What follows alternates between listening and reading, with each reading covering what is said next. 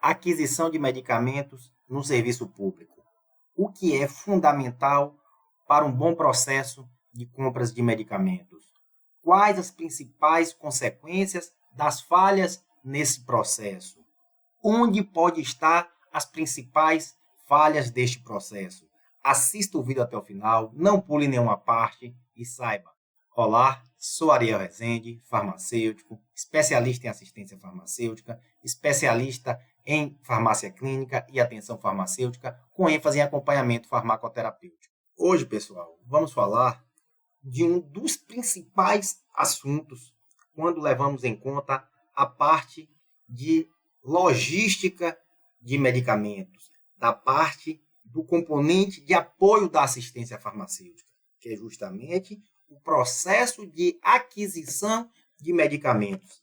E aqui vamos falar especificamente no serviço público, pois o processo de compras tem que atender a uma série de legislações, principalmente em relação ao processo de licitação.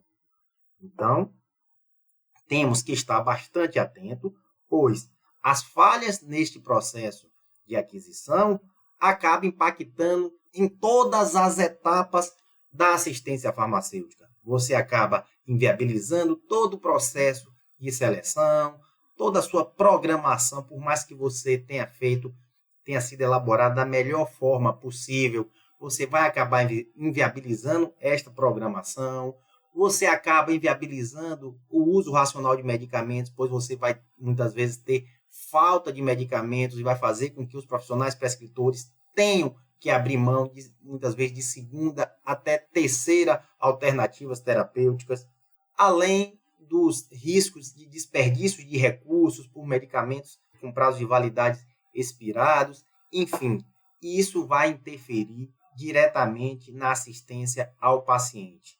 Então, ao longo aqui deste vídeo, não vamos entrar em detalhes específicos do processo de aquisição, de leis de licitações, pois o vídeo ficaria muito longo. Então, aqui vamos falar apenas as informações básicas e que a gente tem que estar bastante atento para que a gente possa fazer um bom processo de aquisição de medicamentos. Então, assista o vídeo completo, inscreva-se no canal, deixe seu like, não custa nada para vocês, acione a notificação do sininho e vamos juntos. Bom, pessoal, então, primeiro, para se ter um bom processo de aquisição que atenda realmente às necessidades, né, de demanda de medicamentos do seu município, aqui especificamente, precisamos ter uma boa programação de compras. Como já postamos o vídeo, que o link se encontra aqui na descrição desse vídeo, sobre programação. Então, temos que ter as informações necessárias e fidedignas para que possamos elaborar uma boa programação, ou seja, estimar as quantidades necessárias para atender a minha demanda dentro de um período e assim eu poder executar de forma eficiente esse processo de aquisição para que eu não tenha nem falta de medicamentos, causando desabastecimento da rede e com isso inviabilizando a minha seleção, e nem ter medicamentos em excesso que pode resultar em desperdícios de recursos públicos. Então, temos que ter essa programação muito bem elaborada. Isso é um fator fundamental. Depois, partimos para o processo de aquisição propriamente dito, que parte, primeiramente, de você especificar corretamente esses itens. Isso é uma coisa fundamental. Então, toda a minha relação municipal de medicamentos essenciais, ela tem que estar muito bem especificada e de forma completa. Por exemplo, se eu vou colocar algum medicamento, por exemplo, um poliofilizado, que precise ser reconstituído, então eu tenho que descrever completamente este item, colocar lá mais diluente, pois se eu não colocar e adquirir daquela forma, sem o diluente, o fornecedor ele pode muitas vezes entregar com diluente, pois ele sabe que o preço ali, como ele cotou, já foi com diluente, mas caso ele não queira mandar o diluente, nós não teremos como exigir, pois especificamos o medicamento da forma equivocada, né? Assim como a questão dos frascos, tem que se colocar, existe o mesmo medicamento com frasco de 100 ml, de 80 ml, de 60 ml, então isso tem que ser muito bem especificado. Então, esse é um ponto fundamental também no processo de aquisição. Como muitas vezes você tem creme vaginal, metronidazol, então tem que colocar lá mais aplicador, pois ele pode mandar só o creme e sem o aplicador, e nós depois não teremos como exigir. Então, estar atento às especificações dos itens é fundamental.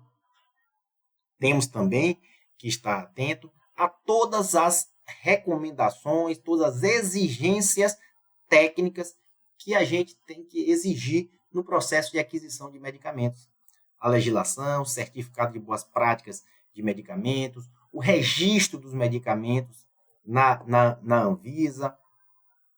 Temos que especificar a questão da validade, isso aqui é muito importante, né? Dizer que exigimos apenas que os medicamentos sejam entregues com 80% ou 70% dentro do prazo de validade ainda, pois muitas vezes, se a gente não coloca isso em edital, o distribuidor lá, o fornecedor, ele pode fornecer um medicamento que vai vencer daqui a 3, 4, 5 meses e a gente não vai ter como exigir que esse medicamento seja devolvido ou seja trocado. Então, nós temos que colocar tudo isso no edital. Então, pegar lá todas as exigências, todas as especificações técnicas, cobrar a questão do laudo de análise de cada lote de medicamento, do momento da entrega deste medicamento. Então, eu tenho que também estar acompanhando isso. E preciso também participar do processo de aquisição para dar o parecer técnico, onde eu vou analisar toda essa documentação que eu exigi. Então, isso é outro ponto fundamental. Então, nós temos que, primeiro, né, ver todas as exigências legais, todas as especificações técnicas de cada item e encaminhar esse documento para a Procuradoria, para a Comissão de Licitação, que vai elaborar o edital de compra. A partir daí, a gente tem também que escolher as formas de aquisição que tem no serviço público. Que muitas vezes você tem as compras emergenciais, que como o nome já fala, só em situações emergenciais. Um exemplo, você acabou de assumir o município, início de gestão, encontrou o município desabastecido, então você tem que fazer uma compra de imediato até você desencadear um processo de aquisição que realmente demora aí 30, 40, 60 dias até estar pronto e os medicamentos começarem a chegar. Tem municípios que demoram até mais. Então, nesse período, eu não posso deixar a minha população desassistida. Então, nós estamos respaldados legalmente para fazer essa compra emergencial. Porém, isso só são em situações extremamente específicas e que não pode ser uma rotina, não pode fazer isso um hábito, pois aí será fragmentação no processo de aquisição e você vai ser notificado, pois você vai estar infringindo, né, a lei de licitação. Então, nós recomendamos, né, que os medicamentos sejam adquiridos através do sistema de registro de preços, né, pois aí você não tem vinculação orçamentária, você pode colocar uma margem maior, um pouquinho maior, né, nesse seu quantitativo, até porque se você não tiver essas informações fidedignas lá para você fazer sua programação, então isso lhe dá uma margem de segurança melhor. Então, a gente recomenda que todos os processos sejam feitos, né, para ata de registro de preço, através do pregão eletrônico, preferencialmente. É muito importante a gente estar atento em sempre viabilizar a melhor forma de aquisição. Então, como eu falei, nós temos as compras emergenciais, tem os processos licitatórios, né, com as diversas modalidades. Temos também a questão da permuta, que são em situações pontuais, onde você pode pedir um empréstimo, uma troca entre um município e outro, né? E você, muitas vezes, também tem um repasse do Estado. Muitas vezes, alguns estados, eles repassam a sua contrapartida estadual obrigatória em medicamentos. O Estado adquire os medicamentos e repassam, pois aí você consegue ganhar na economia de escala, pois o Estado compra em um quantitativo muito maior, pois compra para o Estado todo, então o preço unitário desse medicamento cai, e com o mesmo valor referente à contrapartida estadual, você consegue um quantitativo de medicamento muito maior. Né? Aqui, no caso da Bahia, pela extensão territorial, existem alguns entraves em relação a essa aquisição, por isso que aqui já está se implantando a compra compartilhada, o registro de preço compartilhado, onde os municípios fazem adesão a esse registro de preço, né? Essa compra compartilhada, e o Estado compra baseado no quantitativo e na demanda de cada município, faz essa compra conjunta e os municípios retiram esses medicamentos, ou seja, solicitam aos fornecedores, os fornecedores entregam diretamente a esses municípios. Então, temos que estar sempre buscando articulações para que a gente consiga sempre baratear o custo desses medicamentos, para que a gente consiga atender cada vez mais pessoas com a quantidade de recursos que nós temos.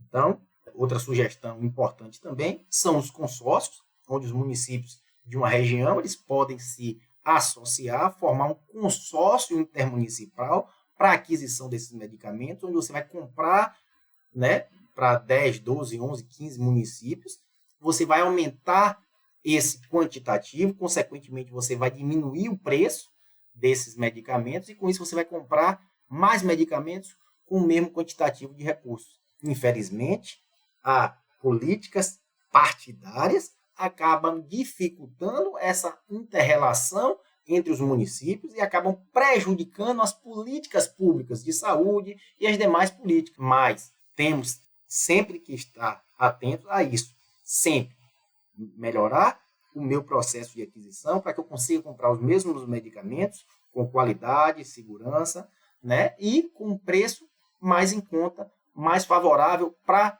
o serviço público. Então, essa é a visão que temos que ter durante o processo de aquisição. Então, você tem que cumprir todas aquelas etapas, elaboração do edital, ver todas as recomendações e exigências que você tem que colocar, fazer o acompanhamento do tempo que se leva, qual é o tempo que leva de eu disparar, né, mandar essa documentação para elaboração de edital, aprovação do edital, realização da licitação, conclusão, elaboração dos contratos, até eu poder solicitar esses medicamentos começarem a chegar no município.